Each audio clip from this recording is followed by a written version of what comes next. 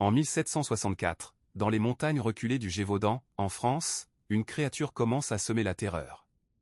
En 3 ans, elle fera plus de 100 victimes. Et son identité n'a, à ce jour, jamais été confirmée avec certitude. Les survivants décrivent une bête bien plus grande qu'un loup ordinaire, au pelage roux, à l'odeur infecte, capable de se dresser sur ses pattes arrière. Elle attaque en plein jour, souvent seule contre des groupes entiers. Les victimes sont presque exclusivement des femmes et des enfants gardant les troupeaux. La bête semble éviter les hommes armés, ciblant les plus vulnérables, comme si elle savait exactement qui elle pouvait vaincre. Le roi Louis XV envoie ses meilleurs chasseurs et des dragons royaux pour abattre la créature. Des centaines de battues sont organisées. La bête, elle, semble toujours un pas en avance, disparaissant avant chaque traque.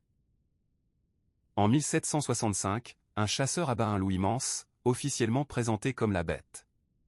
Les attaques cessent quelques mois. Puis reprennent, aussi violentes qu'avant, dans une région voisine. C'est finalement un chasseur local, Jean Chastel, qui abat la créature en 1767, avec, dit-on, une balle bénie coulée dans de l'argent. Les attaques s'arrêtent alors définitivement. L'animal est envoyé à Versailles pour être examiné par le roi. Mais avant que quiconque puisse trancher, le corps, en pleine chaleur d'été et sans conservation, se décompose durant le long voyage. Aucune preuve scientifique définitive n'a jamais été établie. Loup géant, hybride dressé pour tuer, ou tueur en série humain caché derrière la légende, plus de 250 ans après, la véritable identité de la bête du Gévaudan reste, encore aujourd'hui, un mystère entier.